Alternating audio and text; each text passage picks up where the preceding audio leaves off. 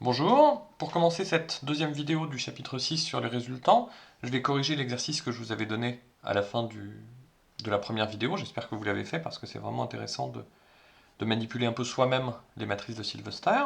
Il s'agissait de calculer le discriminant d'un polynôme de degré 2, p de x égale ax2 plus bx plus c, avec ABC, trois éléments d'un anneau A commutatif et unitaire, le coefficient A étant non nul. La dérivée, bien sûr, s'écrit 2ax plus b.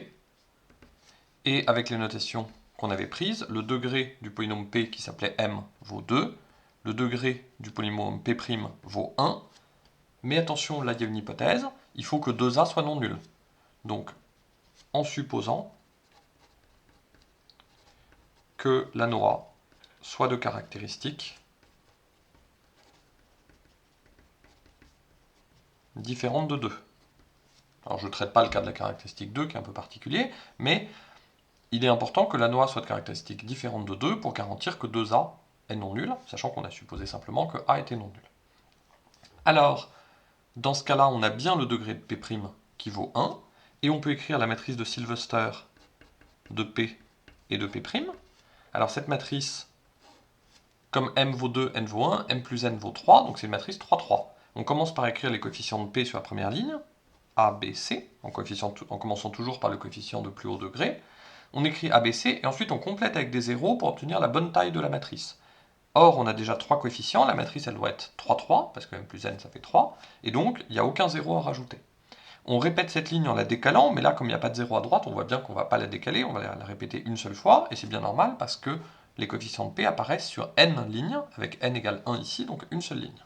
On passe du coup au coefficient de Q, ici Q c'est P', donc on met 2A et ensuite B, et on complète avec des zéros, puis on décale, 0, 2A, B, et donc on a comme ça la matrice de Sylvester. Alors là, plus précisément, ça c'est la matrice, et si je mets un déterminant, là c'est le déterminant de la matrice de Sylvester. Donc on obtient ça. On peut développer par exemple par rapport à la première ligne, ça fait A fois le déterminant de la sous-matrice ici qui vaut B carré, moins 2A fois le déterminant de la matrice extraite qui vaut B carré moins 2AC. Et donc quand on remet ça ensemble et qu'on factorise, on tombe directement sur moins A facteur de B carré moins 4AC. Donc le discriminant de ce polynôme P, c'est ce déterminant fois l'inverse du coefficient dominant, donc on divise par A, donc il n'y a plus que moins B2 moins 4AC, et il y a aussi ce signe, moins 1 puissance 2 fois 2 moins 1 sur 2, donc qui fait moins 1 puissance 1, et donc ça met un signe moins, qui compense le signe moins qui était ici, et on retombe bien sur B2 moins 4AC. Donc vous voyez que ce signe, qui n'a pas une importance fondamentale, il permet déjà d'obtenir un discriminant qui soit B2 moins 4AC et pas son opposé. Et on retrouve bien la formule en supposant que la caractéristique de A est différente de 2. Alors on peut passer maintenant à la deuxième partie, qui est l'interprétation de la non-nullité, ou éventuellement de la nullité, du résultant. Donc la question est la suivante, si vous avez deux polynômes, qu'est-ce que ça veut dire que leur résultant est nul, ou éventuellement que leur résultant est non nul? Comment est-ce qu'on peut l'interpréter? Alors, c'est ce qu'on va voir maintenant. On prend toujours A, un anneau, commutatif et unitaire, P et Q, deux polynômes à coefficient dans A, tous les deux non nuls, M, le degré de P, N, le degré de Q, et on suppose que le couple Mn est différent du couple 0, 0. Et alors on a une première proposition qui est la suivante.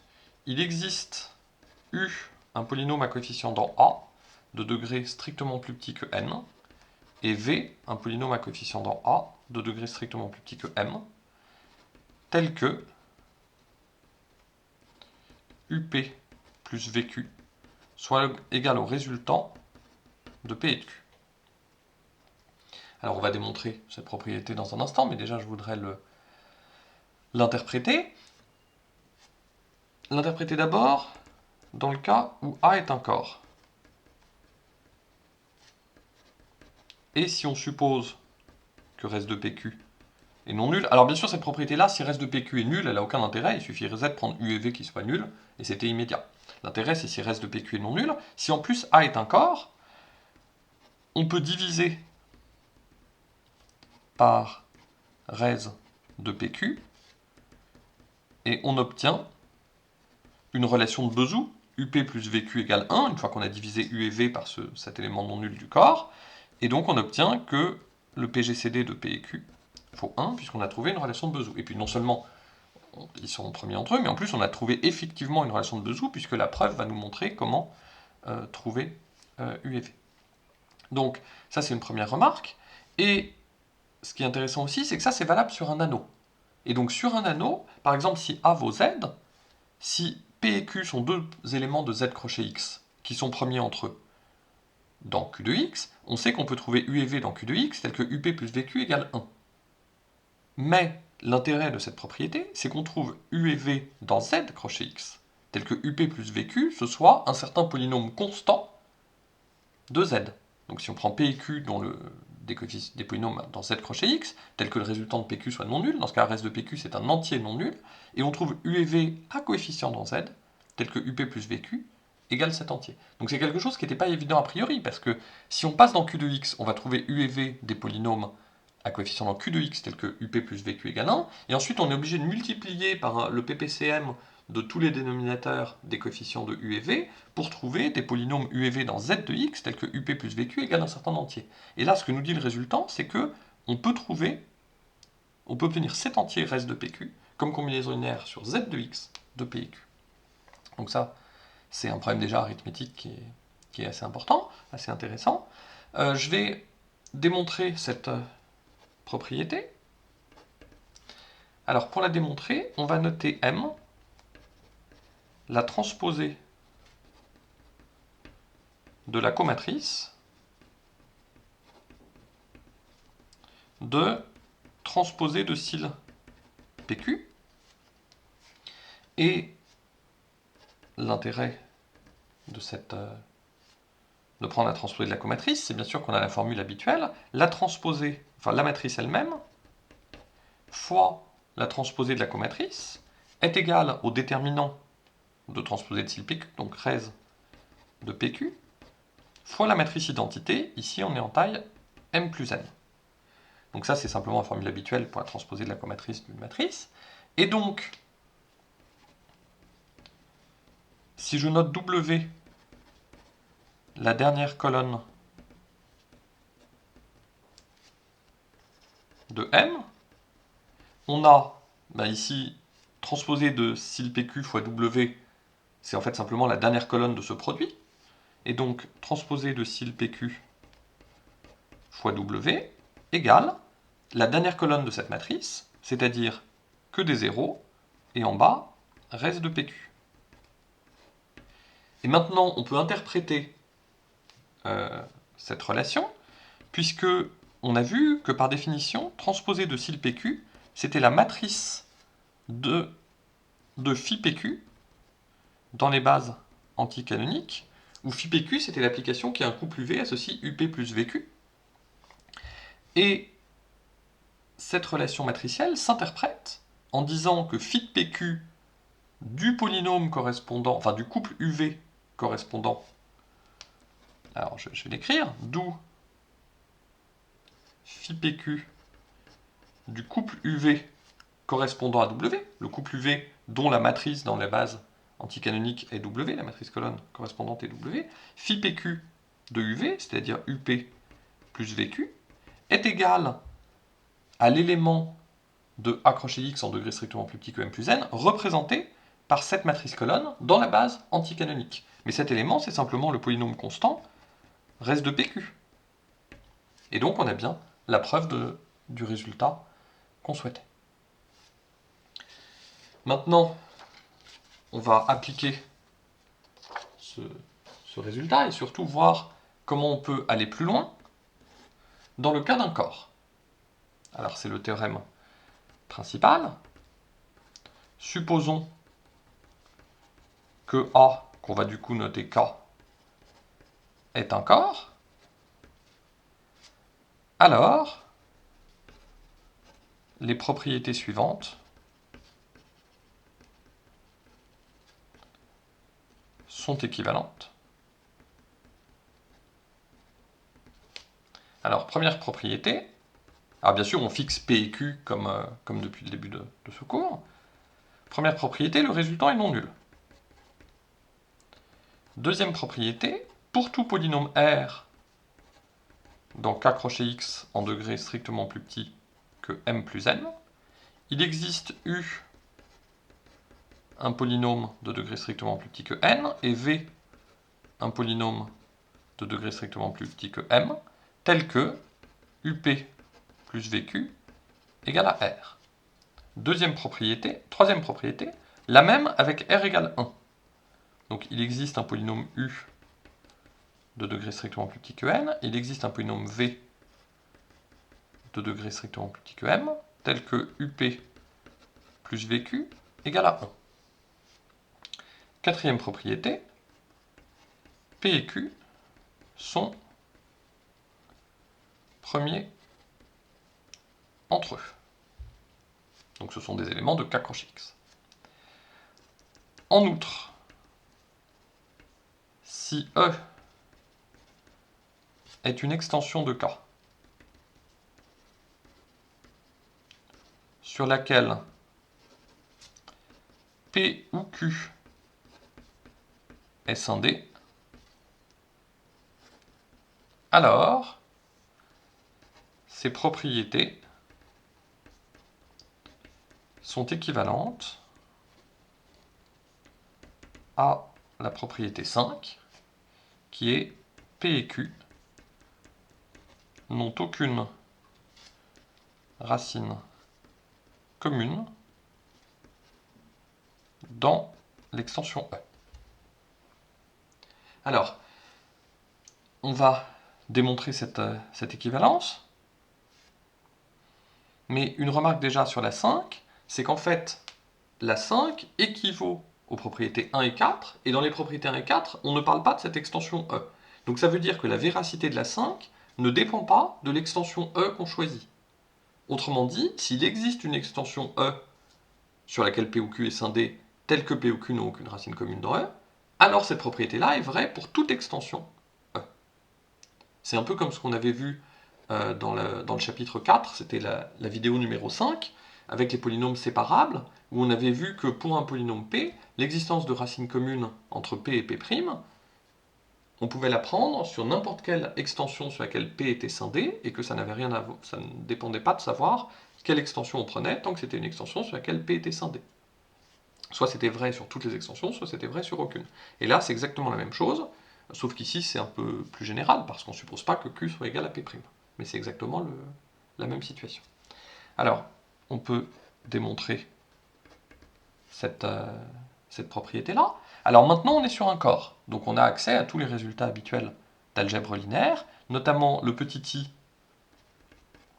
reste de PQ non nul. Ça veut dire que le déterminant de la matrice de phi dans les bases anticanoniques est non nul. Donc ça veut dire que phi PQ est bijective. Mais en fait, ça veut dire aussi que c'est équivalent à ce qu'elle soit injective, c'est équivalent à ce qu'elle soit surjective, parce que l'espace vectoriel de départ et celui d'arrivée ont la même dimension qui est finie, qui vaut m plus n. Et donc ça veut dire donc, que phi PQ est surjective, et phi PQ surjective, ce qui équivaut à 2i.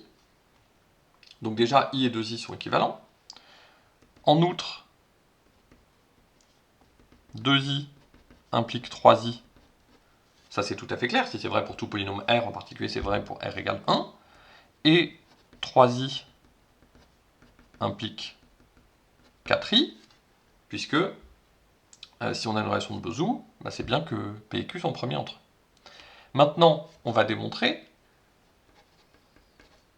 on va terminer l'équivalence des 4 premières, en montrant que 4 implique 2. Alors, supposons que P et Q sont premiers entre eux, et prenons un polynôme R de degré strictement plus petit que m plus n. Ce qu'on sait, c'est que P et Q sont premiers entre eux. On sait qu'il existe donc U0 et V0 dans K crochet X, tel que U0P plus V0Q égale à 1. Alors au passage, on n'a pas démontré encore que 4 implique 3 parce que on n'a pas de borne a priori sur les degrés de U0 et V0, mais on va y venir. Avant de faire ça, on multiplie par R. Donc on a RU0P plus RV0Q qui vaut R. Et donc là, on a presque démontré le 2i, sauf qu'on n'a pas les bornes sur nos polynômes RU0 et RV0. A priori, ils ne sont pas du bon degré. Et donc, on va considérer la division euclidienne de RU0 par le polynôme Q. Donc RU0, c'est un certain polynôme S fois Q, plus un reste qu'on va noter U, la division euclidienne de RU0 par le polynôme Q. Alors, le reste U est bien de degré strictement plus petit que n. Et on a, si on remplace ici, RU0, donc ça fait SQP, plus UP, plus RV0Q, égale à R. Et donc, on va exactement regrouper ces deux termes-là pour définir V. Et donc on a UP plus VQ égale à R, en posant V qui est égal à SP plus R V0. Puisque c'est fait pour, ça donne UP plus VQ égale R. Maintenant, on a la bande sur le degré de V, de U, il ne reste plus qu'à déterminer celle pour le degré de V. Pour ça, on utilise la formule qui est ici. Le degré de VQ, c'est le degré de R moins UP, mais R est de degré strictement plus petit que M plus N par hypothèse, et le degré de UP, bah c'est le degré de U qui est strictement plus petit que N, plus le degré de P qui vaut M, et donc on a ici R et UP qui sont deux polynômes de degré strictement plus petit que M plus N, donc le degré de leur différence aussi est strictement plus petit que M plus N, d'où le polynôme V est bien de degré strictement plus petit que M. Donc on a bien démontré 2i, et on a terminé la preuve de l'équivalence entre les quatre propriétés. Alors maintenant, pour 4 équivaut à 5, le plus simple, c'est de dire que le PGCD de P et Q, calculé dans K crochet X, est le même que celui calculé dans E crochet X. Ça, c'est ce qu'on avait vu au chapitre 4, dans la 5e vidéo. C'est une conséquence de l'algorithme d'Euclide, puisque l'algorithme d'Euclide, pour calculer le PGCD de P et Q, vous pouvez le dérouler simultanément dans K crochet X et dans E crochet X, et il se déroulera exactement de la même manière, donc il donnera le même résultat. Donc ça veut dire que les conditions I à 4i, elles sont vérifiées dans K, si et seulement si, elles sont vérifiées dans E. Maintenant, si vous regardez dans E ce qui se passe, eh bien votre polynôme P ou Q, au moins l'un des deux, est scindé. Donc dans ce cas-là, dire que P et Q sont premiers entre eux, donc je vais l'écrire, dans E, P et Q premiers entre eux, ça équivaut à dire que P et Q n'ont aucune racine commune, puisque, disons, si c'est P qui est scindé, les diviseurs de P sont tous des polynômes scindés. Et donc s'il y avait un PGCD non trivial entre P et Q, ce PGCD aurait une racine dans E, et donc ça ferait une racine commune à P et Q. Donc ça termine la preuve de ce théorème, qui est absolument fondamental. Et je voulais quand même ajouter une remarque qui est très importante, parce que c'est quelque chose qu'on oublie souvent, c'est de dire que le fait que le résultat soit non nul, ça équivaut au fait qu'il n'y ait pas de racine commune, à condition que l'un des deux polynômes au moins soit scindé. Et donc, il y a quand même une remarque en pratique, pour deux polynômes P et Q qui sont dans K crochet X avec K un sous-corps de C. C'est un exemple, mais c'est un exemple qu'on rencontre quand même assez souvent. Donc bien sûr, on suppose qu'ils ne sont pas tous les deux constants. Le résultant de PQ est non nul si et seulement si P et Q ont une racine commune dans C. Donc il faut bien voir que ça teste l'existence de racines communes à deux polynômes dans une clôture algébrique, en général, et donc en l'occurrence dans C. Ça ne dit rien sur l'existence de racines communes sur le corps K.